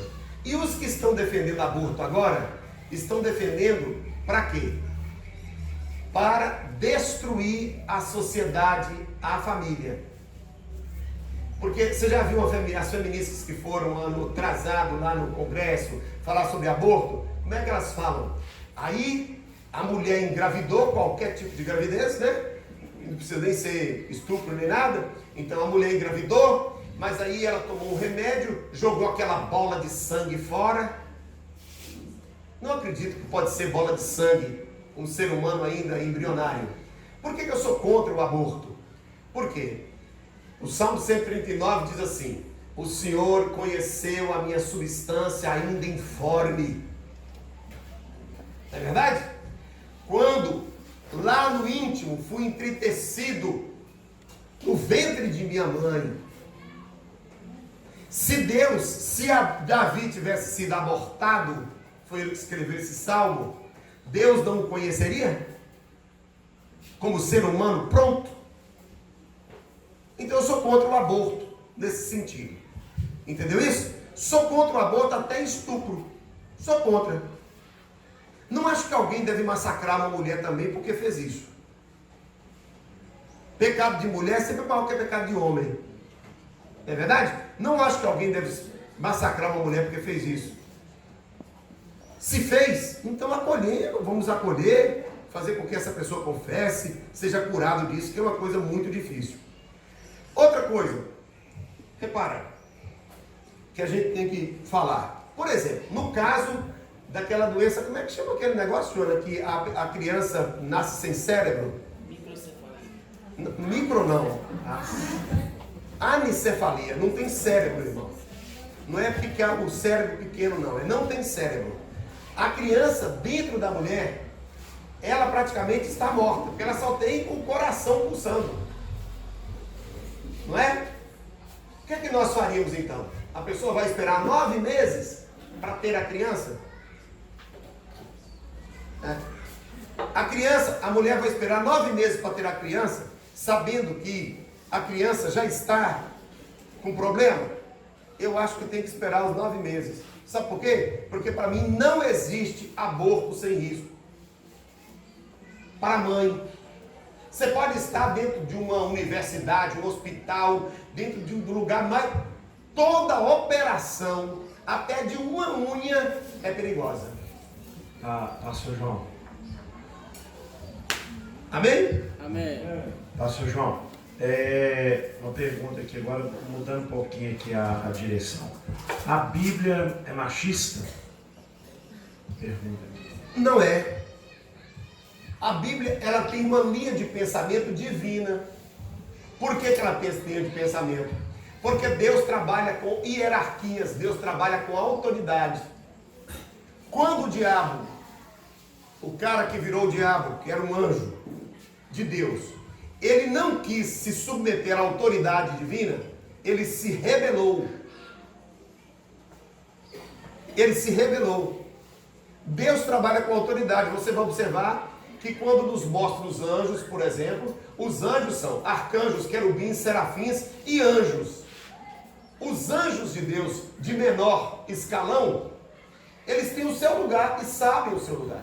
e aceitam a si mesmos como são. Entende isso? Acredito eu que se a mulher fosse mais forte do que nós íamos apanhar todo dia, meus irmãos.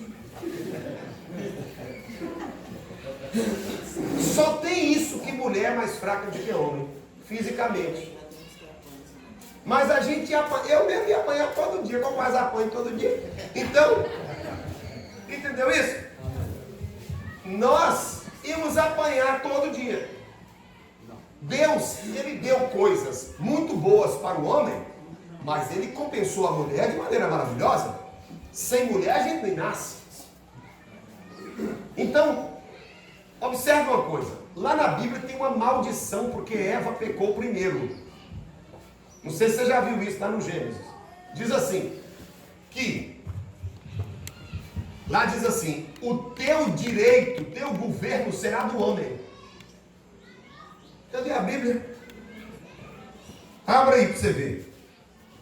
Olha para você ver uma coisa.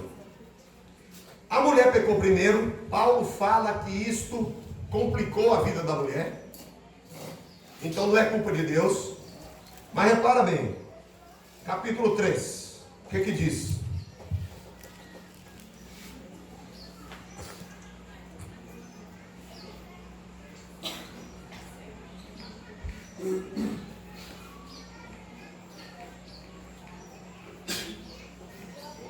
E a mulher disse, multiplicarei sobremodo os sofrimentos da tua gravidez, em meio de dores darás à luz filhos, o teu desejo será para o teu marido, e ele te governará. Isso é uma maldição de Deus. Por quê? Porque o homem se tornando egoísta, ele vai sempre querer, na verdade, dominar a mulher. Mas quando é que a mulher fica livre? Ela fica livre em Jesus. Porque em Jesus, ninguém pode ser escravizado ou amaldiçoado pelo pecado. Porque Deus já te abençoou em Jesus. Olha para você ver. Quando Deus diz para Adão, Adão, você pecou? Ele falou, a mulher que tu me deste. Ele vai para Eva, fala, Eva, você pecou? Ele manda para a serpente. Aí Deus assume a culpa na pessoa do seu filho. O que ele fala? Uma semente da mulher. Olha a restauração da mulher. Uma semente da mulher vai nascer e vai pisar em sua cabeça. Então, toda mulher que crê em Jesus, essa maldição aí cai sobre ela. Entendeu isso? Com certeza. Com certeza cai. Por quê? Porque não pode. Só para concluir. Agora repara. Vamos tirar essa maldição, vamos tirar tudo. Quem foi criado primeiro? O homem. O apóstolo Paulo fala. Deus criou a mulher para o homem. Não foi assim? E disse, seja auxiliadora. Quem precisa de auxílio é alguém, como se diz, autossuficiente? Não. É uma pessoa dependente. Claro, é porque pegam essas palavras e falam assim, mas que desaforo? Eu ser só auxiliadora? Mas Deus te criou assim. Agora o apóstolo Paulo diz, olha, diante de Deus, nem homem nem mulher é maior do que o outro. Porque enquanto a mulher foi criada para o homem vem da mulher. Então Deus iguala tudo diante de Cristo. Entendeu? Então, não tem esse negócio de que a Bíblia é machista. Quando a Bíblia diz assim, que Abraão era chamado por Sara de Senhor, mas vai ler o casamento de Abraão, se era esse cara tirano. Olha o caso de Samuel e Isaac. Foi Sara que foi lá convencer Abraão a ter Agar. Agar, não foi? A escrava. Gera filhos dela para mim. Não foi isso? Quando o menino Ismael cresceu, Isaac nasceu dela, porque Deus queria que ela mesma tivesse um filho. Olha para você ver. Por que Deus não assume o filho Ismael como de Abraão? Ele valoriza Sara, ele fala, não, Sara, o filho vai ser seu mesmo com ele. E de repente Sara fala assim, olha, manda esse menino embora. Abraão manda. Esse cara era um tirano? Então, meus irmãos, quem enxerga a Bíblia desse jeito é quem não quer ver. E se você for para Provérbios 31, tem um livro aí muito bom escrito assim. Olha o livro, O Marido da Mulher de Provérbios 31. O marido da mulher de Provérbios 31. Aquele marido era o marido, deixava a mulher fazer compras, comprar herdades, era uma mulher livre. E ainda elogiava. Então a Bíblia não é machista. A Bíblia tem um princípio de hierarquia, um princípio de autoridade. Deus trabalha com autoridade. Trabalha tanto que lá no livro de Judas, o que Judas fala? Quando o arcanjo Miguel disputava com o diabo a respeito do corpo de Moisés, o arcanjo não ousou dizer contra ele qualquer juízo infamatório, mas disse: o Senhor te repreenda. Por quê? Porque o diabo era um general da mesma patente do anjo, do arcanjo Miguel. E que, portanto, não cabia ele dizer qualquer impropério ao diabo. Porque Deus não tirou os poderes de Satanás. Entende isso? Deus trabalha assim. Quem quiser ser servo dele, tem que aceitar. Pastor João, vamos ver como é que começa, como diz vocês aqui, a bagaceira toda. Por que o crente não pode ficar? Como deve ser um namoro cristão? O que é estar em julgo desigual? A pessoa pode casar de novo, a não ser por adultério, né? E se casar de novo vai para o inferno. E casar depois do divórcio é pecado? Tem uma ordem cronológica aqui, né? Você vai pegar o coitado do João e arrancar o couro, né? Ficando no namoro julgo desigual. Escuta só, dá licença. O único bicho que eu conheço que foi criado com selo foi mulher. Eu não conheço outro bicho que foi criado com selo. Eu vou dizer um palavrão para você. Daqui a pouco você vai me criticar, mas é que eu gosto muito de estudar e eu sou muito curioso. E até os palavrões que nós falamos, eu vou ver a origem dos palavrões. Tá legal? Para saber porque que hoje é palavrão, pode ser que antigamente não era. Mas escute bem uma coisa. Toda mulher é criada com selo, que nós chamamos de ímã. Não é verdade? Ninguém sela o que não tem valor. Você vai selar um saco cheio de palha? Muito pelo contrário. Você pode selar um saco cheio de ouro. Ninguém mexe. Não é verdade? Amém? Glória a Deus. Tem um livro muito bom chamado O Porquê do Ímã. É ótimo esse livro. Tem algumas coisas que eu critico. Não é porque temos que achar que o livro é a Bíblia. Mas é um livro bom. Deus, Ele não criou o homem para ter um negócio chamado egoísmo. Que é aquela coisa, para mim, para mim, para mim. É claro que se nós fôssemos ao princípio, como Jesus disse, não foi assim desde o princípio. Sempre Jesus voltava no princípio. Não é verdade? Como era no princípio? O homem tinha uma mulher, ele se satisfazia com aquela mulher, e estava tudo beleza, porque ele tinha um conhecimento de Deus assim. Não é verdade? Quando você, que foi criada por Deus dessa forma, se entrega a alguém, sem autorização, só pode mexer, meu filho, quem é autorizado. Então, desde o princípio, a coisa já é assim. Amém? Amém. Glória a Deus? Então, a Bíblia é muito clara com fornicação, que é o sexo fora do casamento. Os fornicários não entrarão no reino dos céus. Sexo é uma coisa tão intimista que eu não acredito que uma mulher não saiba a primeira vez dela, mesmo que ela tenha feito 1000 vezes. E até o homem. Sexo é se tornar uma só carne com a pessoa. Eu só quero dizer para você, tem gente que tem demônios, porque nesse coito, nessa conjunção carnal, os demônios passam de um para outro. Fora a questão de secreções, o risco de doença e tudo mais. Mas vamos pegar o conceito moral só. Deus não fez mulher para ser de todo mundo. A mulher tem que ser do seu marido. Olha o que Paulo disse sobre as viúvas em Timóteo.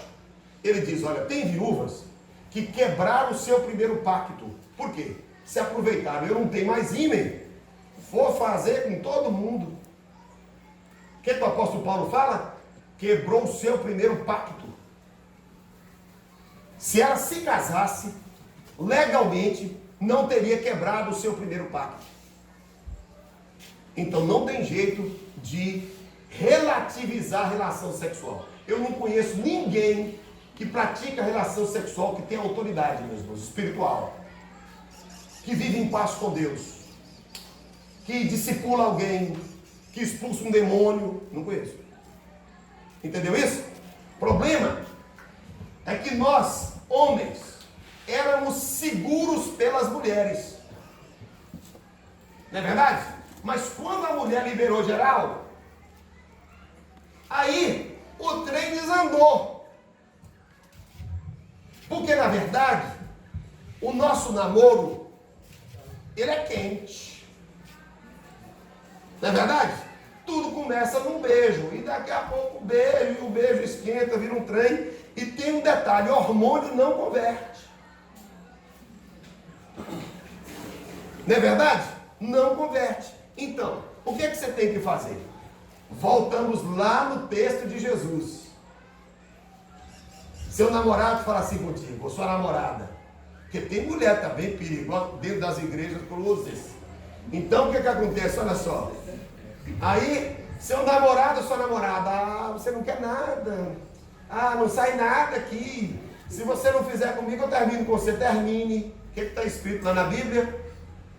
Quem amar a seu pai, sua mãe ou qualquer pessoa mais do que a mim, não é digno de mim. Você pôs a cruz no chão. Bota a moral. Tem que ter personalidade cristã para dizer não. E acabou. Sabe, você tem uma ideia?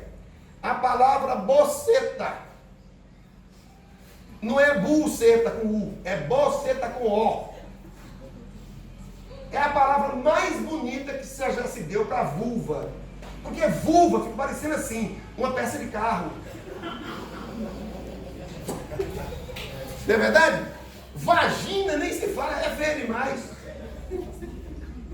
A palavra boceta foi criada lá na Grécia, Roma.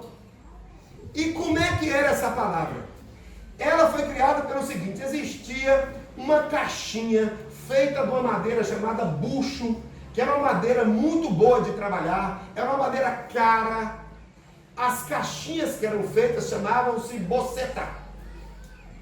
E é nessa caixinha que as mulheres colocavam os seus valores, joias, perfumes, segredos.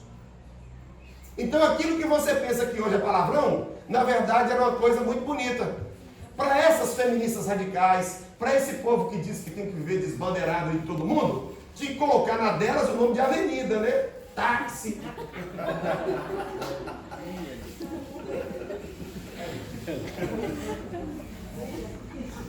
Todo mundo anda.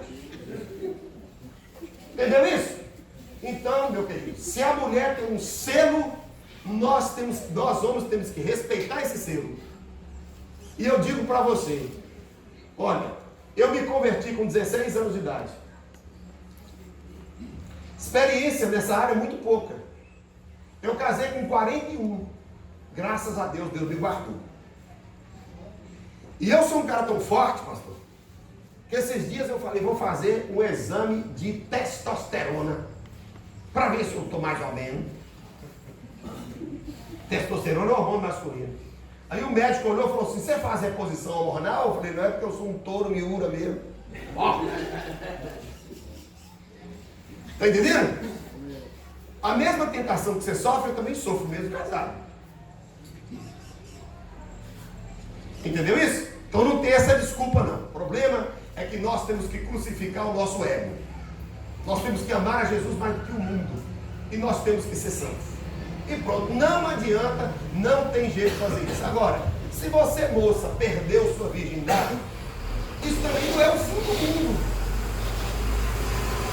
Para você agora ficar, oh meu Deus do céu, Oh, meu pai do céu, um dia uma freira amiga minha chegou para mim e falou: João, eu tô com a raiva do cara. Eu falei: por quê? Ele casou com a menina, descobriu que a menina não era virgem, queria terminar o casamento.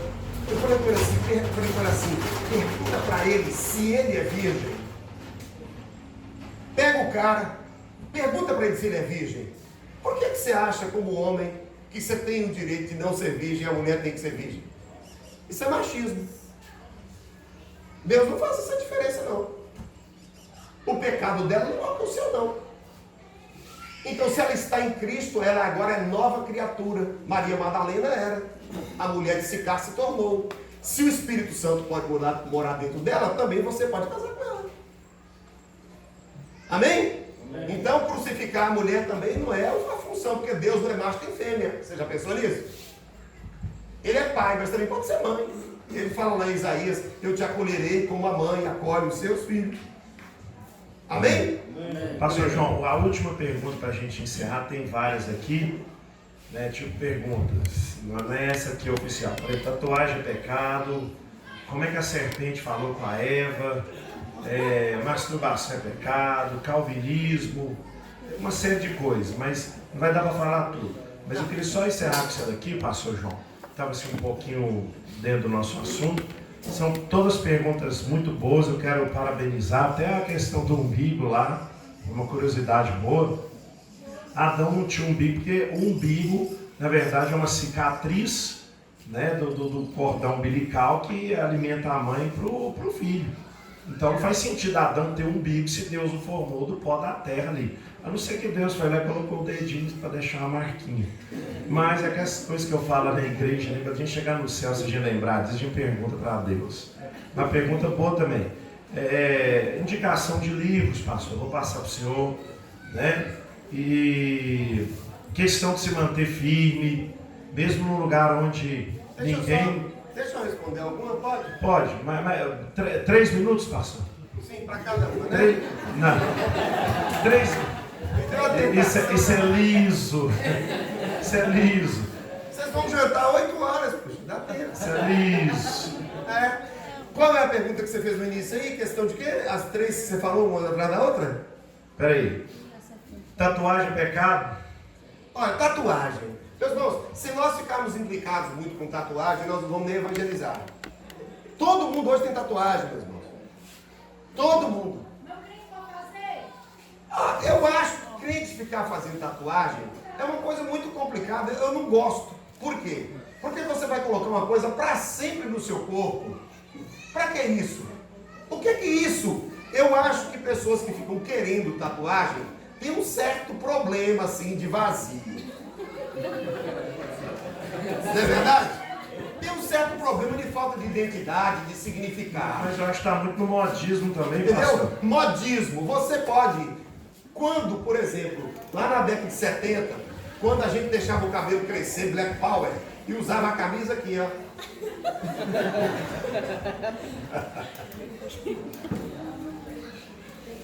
Era o cabelão, tamanco, calça, pantalona. A gente usava por um tempo, depois a gente nem ficava fora da moda, que não usava calça da boca apertadinha, era vergonhoso. Tudo bem. Nós temos que adotar uma moderação, meus irmãos. Não é?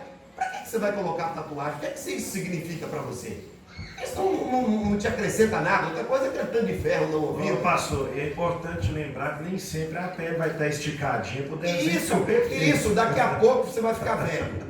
Aí aquela onça que você fez vai parecer uma cobra. E tatuagem de velho fica parecendo sujo. Fica? É muito feio. Pastor, masturbação é pecado? Olha, eu não tenho nenhuma base bíblica para dizer que isso é pecado mesmo. Não tem isso na Bíblia. Se você procurar se é para fazer, não tem. Se procurar se é para não fazer, também não tem. Agora eu acho o seguinte, quando a pessoa fica viciado nisso, e a mente dele começa a imaginar coisas, não é verdade? Na masturbação, a pessoa está imaginando coisas. Para o homem, é um pouco complicado ficar sem relação sexual, porque os testículos enchem de sêmen, não é? Dói. lembrando principalmente um casado, né? No caso, eu até acredito, pastor, que o solteiro, o rapaz solteiro talvez nunca experimentou, sei lá, eu acho que talvez ele não teria esse problema. E eu gosto de, só que, desculpa intrometer na resposta do senhor, como de nós estamos quase num podcast aqui, mas tipo assim, igual eu falo com muitos jovens, assim, quando me façam a pergunta. Eu escutei de um pastor falando, ninguém vai se masturbar pensando num tijolo. Aí vai entrar uma quebra de princípio, por exemplo. O camarada vai masturbar pensando lá na mulher do próximo, mesmo que ela seja solteira hoje, mas ela é a mulher do próximo, né, muito provavelmente. E vai criar também fantasias, desejos desenfreados na cabeça, que depois pode o cara vir um tarado, vir um psicopata, porque acha que toda mulher gosta do sexo com tapa na cabeça, naquela loucura total, assim, sei lá. Por isso que eu levo para o lado do pecado e fora ainda a questão do egoísmo. Porque o sexo foi criado para fazer a dois entre homem e mulher. Sim, não é uma coisa que você... Por que eu não aceito se fazer isso? Pelo seguinte, porque você pode viciar nisso. Daqui a pouco isso é uma abertura para se ver pornografia na internet. E eu quero dizer para você, irmão, olha, não olhe pornografia na internet. Porque ali são milhões de demônios. Milhões de demônios. E tem pessoas perturbadas com isso. Eu sei que é uma tentação horrorosa para o homem, principalmente. Não é verdade? Todos nós somos tentados por isso, inclusive o pastor.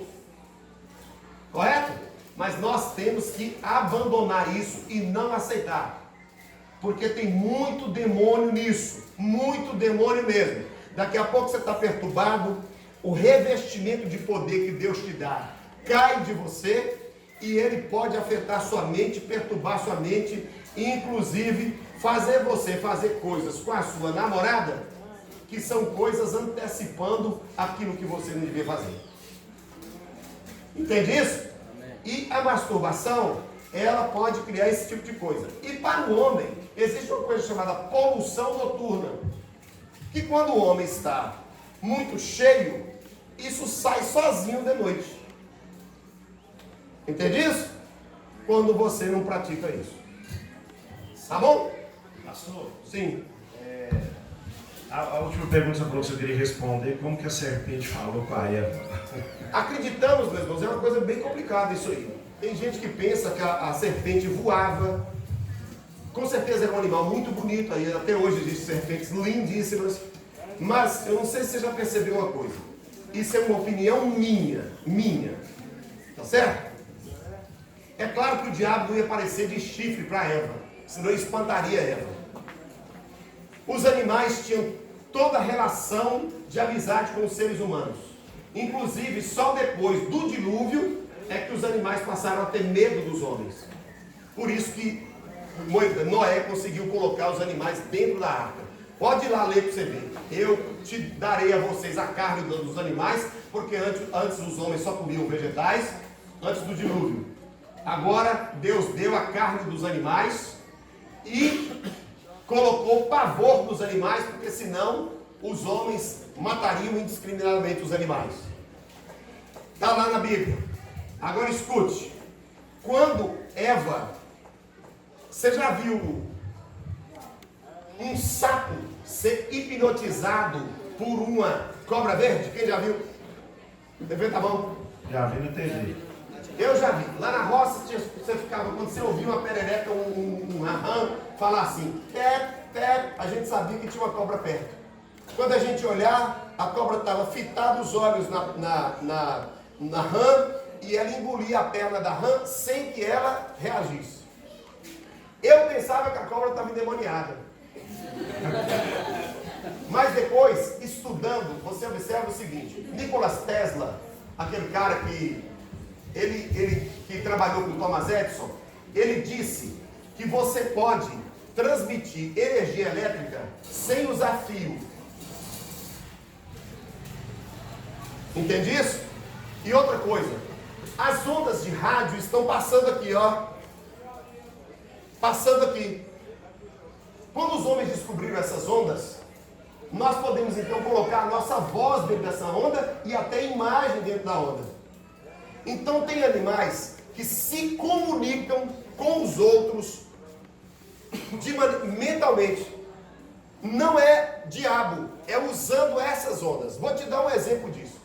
Por que que as tartarugas, os salmões e os golfinhos, eles se dirigem no mar? Porque eles têm na sua cabeça uma espécie de bússola que liga eles com o polo magnético da Terra e que faz com que eles se dirijam. Então, no meu modo de ver, o diabo comunicou-se de maneira na mente de Eva, através da serpente que tinha esses poderes. É o meu pensamento. Isso. Pastor, eu levanto uma teoria disso também. Uma vez eu estava dando estudo lá na igreja, que tem aquela parte também que muitos teólogos falam que o homem, após o pecado, perdeu muito da faculdade que Deus deu de se ter uma comunicação com o animal. Não que a cobra fale, por exemplo, português. Igual a gente consegue treinar um cachorro, a gente consegue treinar vários bichos, o sapo, até a serpente, a gente consegue treinar ela, né? Então talvez aquilo ali poderia ser uma comunicação natural. Que hoje nós não temos porque o pecado não deu. Excelente pensamento. Pode falar do microfone. Excelente pensamento também. Né? Porque não estou pregando heresia, não. Por que Deus fala, a serpente falou? Meus irmãos, porque Deus tinha que trazer uma linguagem simples para que o doutor entendesse e a pessoa simples também entendesse.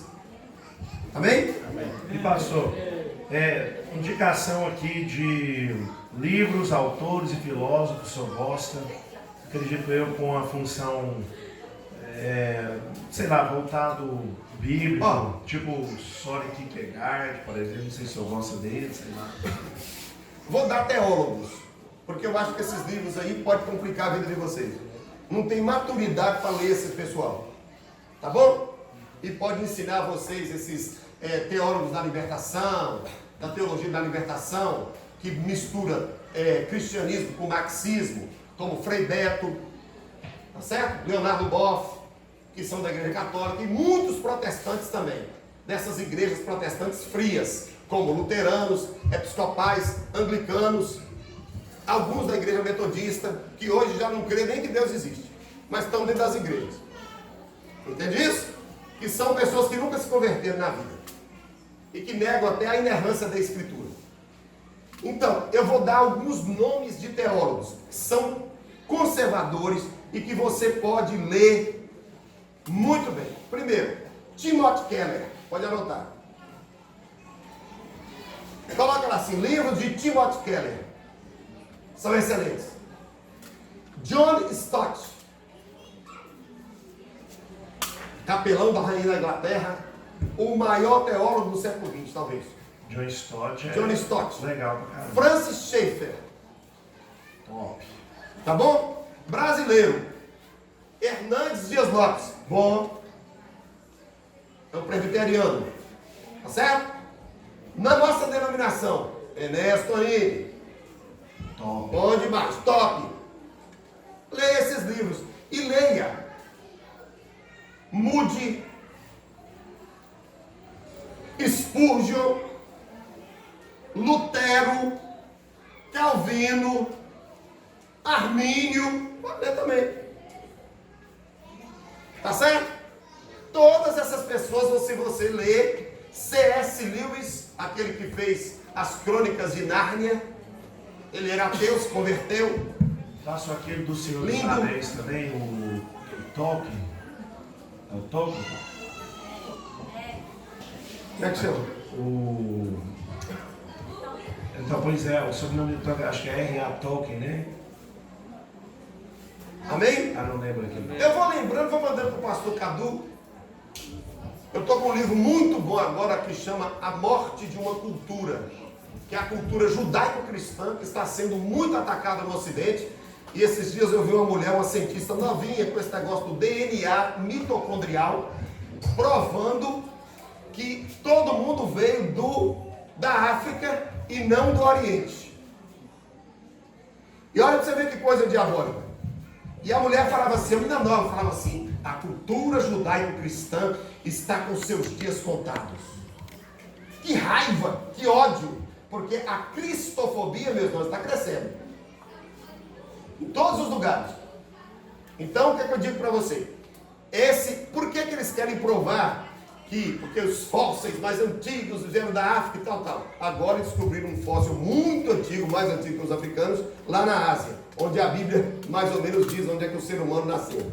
Mas agora escuta só, por que eles querem provar isso? Na minha simples opinião, posso estar errado, a feitiçaria vem de onde? Da África. Então qual a religião original? Não é essa que nós pregamos, é a feitiçaria. E você já viu o tanto que estão defendendo a feitiçaria? Que agora não é feitiço mais não. Macumbeiro não é mais macumbeiro. É religiões com matrizes africanas. Os advogados do diabo. Entenderam? Agora escuta só. Estão entendendo isso? Então, nós temos que ficar atentos, porque o que Satanás quer fazer? Ele está trabalhando, meus irmãos. E não podemos voltar em socialismo. Não podemos. Não podemos mesmo. Tá certo? Eles deu comida para nós. Lembra do texto de Jesus? O pão que Jesus multiplicou. Lembra bem? Quando eles disseram, esse homem é que vai nos dar pão, vamos fazer dele rei. Foi uma das maiores tentações que Jesus sofreu. Muito similar àquela que o diabo disse para ele assim, eu te darei a glória desse mundo. Ele estava querendo introduzir Jesus no sistema materialista que esse mundo tem. De viver feliz aqui na terra. De que aqui é uma beleza, que você tem um estado de bem-estar social. Então, o que acontece? O que a teologia da libertação diz? Diz que ressurreição é ressurreição da pobreza para uma vida melhor. Não é ressurreição mesmo, não. Porque eles negam os milagres. Só para você ter uma ideia, para encerrar. Quando Jesus ouviu isso, ele percebeu. O diabo soltou a cafetada dele no meio da multidão, criou uma consciência coletiva para tentar Jesus, para mexer com os sentimentos de Cristo. E naquele tempo tinha muito mais fome do que hoje. Pesquisas feitas naquela época provam que os fósseis, as múmias humanas tinham várias estrias no osso. Por quê? Quando tinha comida, o povo comia, crescia mais um pouquinho. Parava, criava uma estria.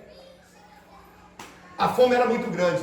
Mas o que Jesus fez? Sentiu a tentação, subiu no monte, orou a noite toda e voltou quebrando com a multidão.